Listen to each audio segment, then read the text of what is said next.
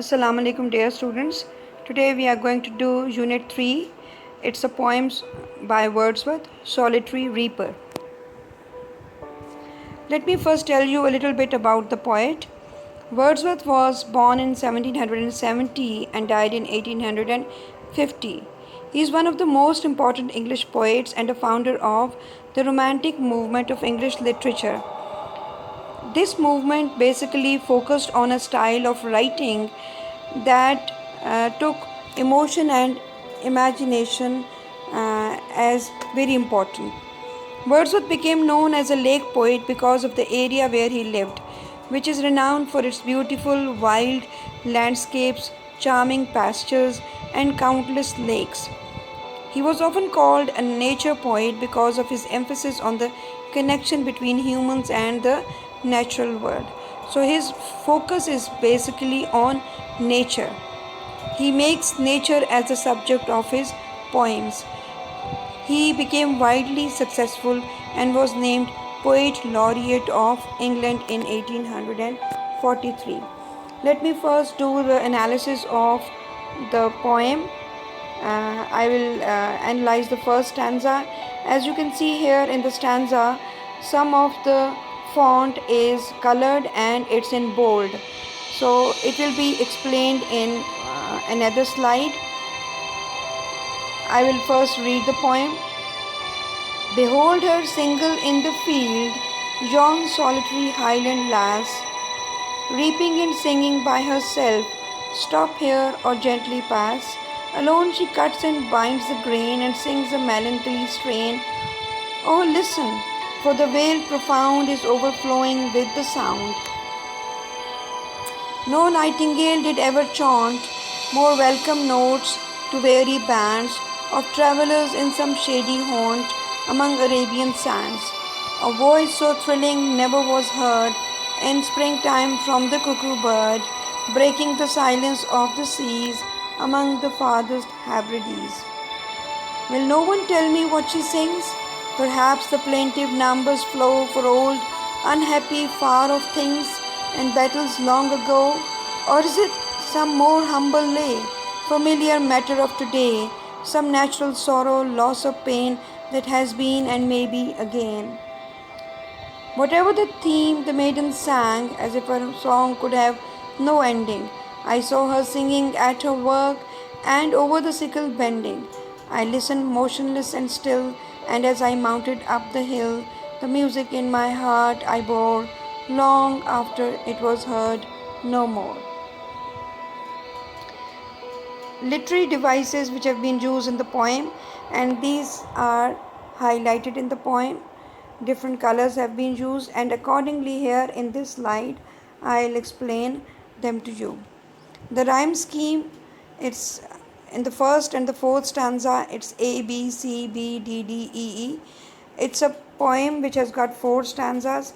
Each stanza is of 8 lines. So basically this entire poem is of 32 lines. So the first and the fourth stanza, it has got this rhyme scheme, and in the second and the third stanza, the rhyme scheme is A, B, C, C, D, D. So when you will go back to the stanzas, you will see that this is the rhyme scheme pattern that is there in the stanzas. Then the imagery, it's highlighted in blue color, navy blue color, and you can see that in the poem. They are the scenes that are depicted in the poem by the use of sense of sight and sense of hearing.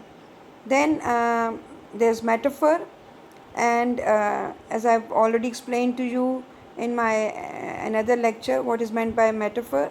So it's a comparison here in the poem between the song of the reaper and the songs of the nightingale and cuckoo, and it's an implied comparison, not a direct comparison as it's in the simile.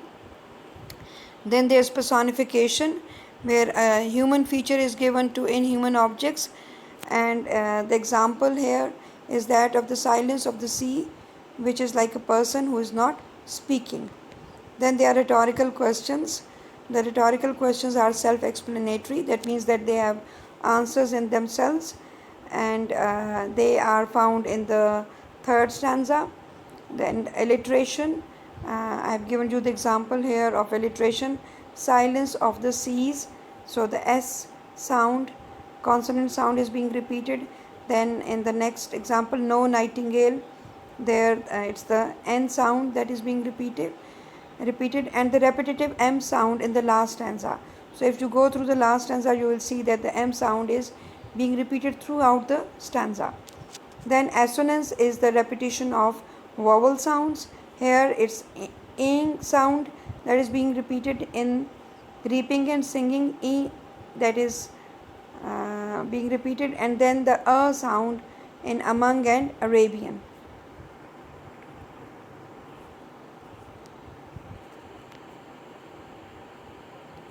Then this is the explanation of the stanzas. So in the first stanza of the Solitary Reaper, our attention is diverted to the reaper who was singing all alone. During one of his journeys in the countryside of Scotland, Wordsworth saw a Highland girl working in the field all alone. She had no one to help her out in the field, so she was singing to herself. She was singing without knowing that someone was listening to her song. She was immersed in her work of cutting and binding while singing a melancholy song. The poet was so struck by the sad beauty of a song that the whole valley seems to overflow with its sound. Then the second stanza. Here the poet compares the young woman's song with the nightingale and cuckoo, the most celebrated birds by the writers and poets for the sweetness of their voice. But here he complains that neither nightingale nor the cuckoo sang a song that is as sweet as hers.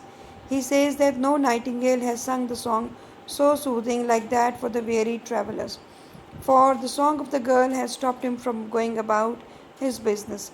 He is utterly enchanted that he says that her voice is so thrilling and penetrable like that of the cuckoo bird which sings to break the silence in the Hebrides Islands. He metaphorically compares her voice with that of the two birds and considers the girl's voice better. In the third stanza of The Solitary Reaper, the poet depicts his situation over not understanding the theme or language of the poem. The poet couldn't understand the local Scottish dialect in which the reaper was singing, so he tries to imagine what the song might be about. Given that it is a plaintive number and a melancholy strain, he speculates that her song might be about some past sorrow, pain, or loss of old unhappy things or battles fought long ago. Or perhaps he says it is a humbler, simpler song about some present sorrow, pain, or loss, a matter of today. He further wonders if that is about something that has happened in the past or something that has recurred now. In the fourth stanza, the poet decides not to probe further into the theme.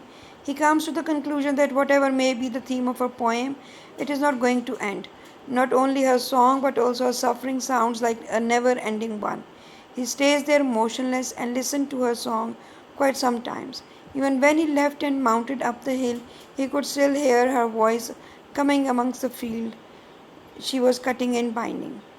Though the poet left that place, the song remained in his heart long after he heard that song. Now I will move on to the comprehension questions. What is the theme of the poem The Solitary Reaper? The poem expresses the theme that simple moments can have extreme beauty and can soothe our souls for a long time afterwards and can change into memorable moments.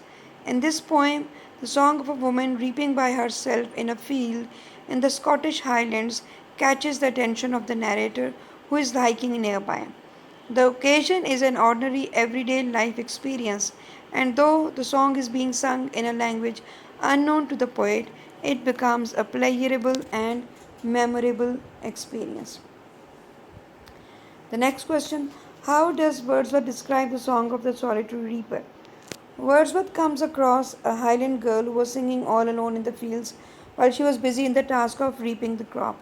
The song of the girl, which is melancholic, captivated the heart of the poet to such an extent that he compares the song of the girl with the song of the nightingale, which sings for the tired traveller sitting in shady, isolated Arabian deserts. Then he compares it to the cuckoo, whose thrilling song has the ability to bring sound in the silent seas. Thinks that the girl was singing better than them, and the sound of a song was overflowing in the valley. The next question: describe in your own words the visual images depicted in the first stanza of the poem, The Solitary Reaper. Here, girls, I have deliberately skipped out a question because it's almost the same as the previous one. So it will have approximately the same kind of answer. The poet draws our attention to the lonely girl who is reaping and singing by herself. She is a girl belonging to Scotland. She is cutting and binding the grains, and her song is sad. The poet uses the sense of sight to create visual images for us in this stanza. The next question: as you read the third stanza of The Solitary Reaper, what pictures of the situation do you make in your mind? The poet uses rhetorical questions in this stanza which are self explanatory. He creates images with the help of these. He asks a question: if no one will tell him what she sings, and then answers himself that probably it is some sad tale of old days or battles of past. Then again he asks if it is some ordinary everyday matter of life, a loss or pain which the girl has personally faced. This stanza brings into mind the tales of long ago and battles fought in past. One is able to imagine these in one's imagination. The last question: explain the last stanza of the poem, The Solitary Reaper, in your own words. The poet says that whatever is the theme of a song, it seems as if the song is never going to end. This proves true, as when the poet leaves that place, he could still visualize the girl singing and bending over her sickle. He could still listen to the song, and it still had the power to mesmerize him. The song remained in his heart forever, though he could not actually hear it. The beauty of the song became an everlasting memory of the poet. Thank you.